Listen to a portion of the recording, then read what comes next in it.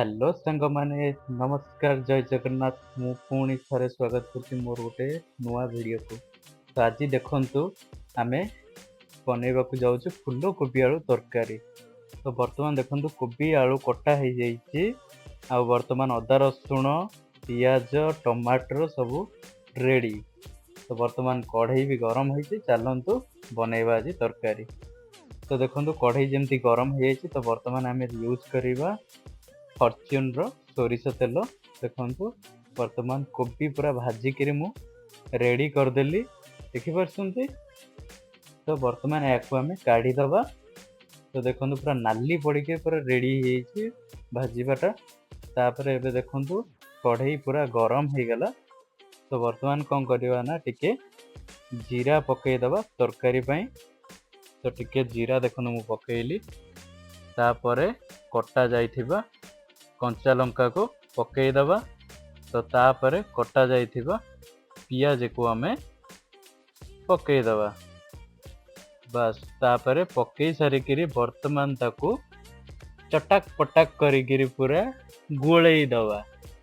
तो देखंतु वर्तमान मु गोळेई देली चटचट चटचट साउंड रे मो कान तो पूरा फाटी जाउची। बाकी आपण माने तो जानी थेबे केमिति कोन हुए। तो वर्तमान पियाज देखंतु जे पर्यंत नाली हेजिबो ता देरे आमे अदा रसुण छेचा हेथिबा पेस्ट को पकई देली। आपनको घरे जदि ग्राइंडर थिबो तो आपण माने यूज करि परिबे ता देरे पेस्टटा बहुत बेटर बनिवो।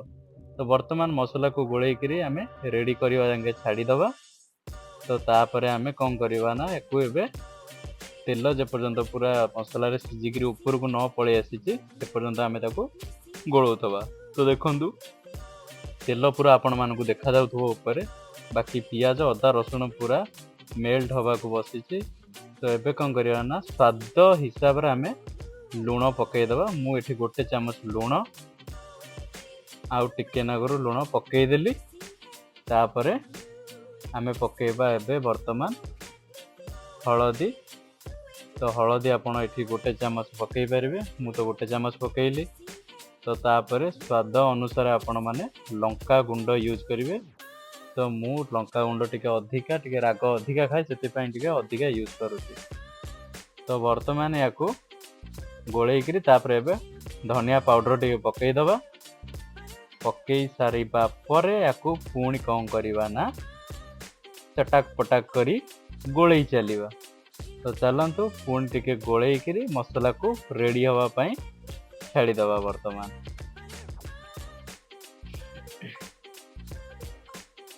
तो एबे देखंतु टमाटर कटा हैतला। तो टमाटर को भी आमे पकई देले कारण टमाटर मसला मझिरे पकेले तो ही ता स्वादटा आसे। आउ वर्तमान देखंतु मसला पूरा गोळेई करी केमती पूरा नाली टह टह देखा जाउची। तो आपण माने केमिति कोबी तरकारी करंती मते कहिबे। बाकी मु तो गाउँली स्टाइल रे ही रोसई करिवि। तो वर्तमान देखंतु कोटा जाइथिबा कोबी आउ आलू को मु पकई देली। तापरे आकू वर्तमान 5-10 मिनिट पई गोळेई करी टिके पानी हल्का देई तापरे आमे ताकू सिझिबा पई छाडी दबा। तो चलंतु वर्तमान देखंतु मसला पूरा कोबी रे पूरा मिक्स हे गला। तो एबे कोन करिवा ना हल्का टिके पानी देई ताकू आउ थरे गोळेई दबा। तापरे गोळेई सारी गिरी ताकू आमे 15 मिनिट 20 मिनिट पई थाली घोड़े छाड़ी दबा। तापर आपण माने देखिबे कोबी तरकारी पूरा रेडी। तो बस 15 मिनिट पई आपण छाड़ देबे।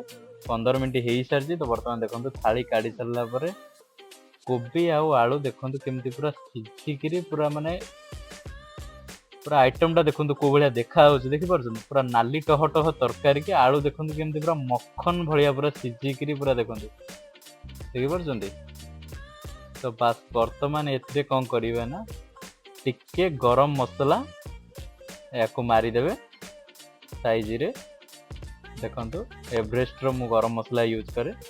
तो हल्का टिके टिके टिके टिके टिके टिके छिंची देगी करी तापरे हमरो कोबी तरकारी वर्तमान रेडी। माने पूरा गाउँली स्टाइल रे आपण माने कोबी तरकारी करिवे ना अधिका टाइम लागिवो। 20 रु 25-30 मिनिट भीतर आपण को कोबी तरकारी रेडी भी हेजिवो। आ टेस्ट रे तो माने गजब तो चलतु बर्तमान कोबी तरकारी रेडी हो गला। तो पूरा देखा जाउछि भी सुपर। चलतु बर्तमान खाइबा। तो देखो खाइबा को जेहेतु मु बसीगली नहीं भात आउ कोबी आलू तरकारी साइड रे लेंबू आउ लुण टिके। तो देखो आलू केमती पूरा सिझी जाइए आ भातटा को देखो से केमती ओहो वाह कौन टेस्ट केवल जी खाई से ही जानी। बाकी देखो कोबीटा देखो केमती मेल्ट हो जाइए पूरा देसी स्टाइल रो कोबी तरकारी आपण माने निश्चय ट्राए करंतु आ आपण माननकु निश्चय पसंद आसीबो। गजब लव यू गाइस।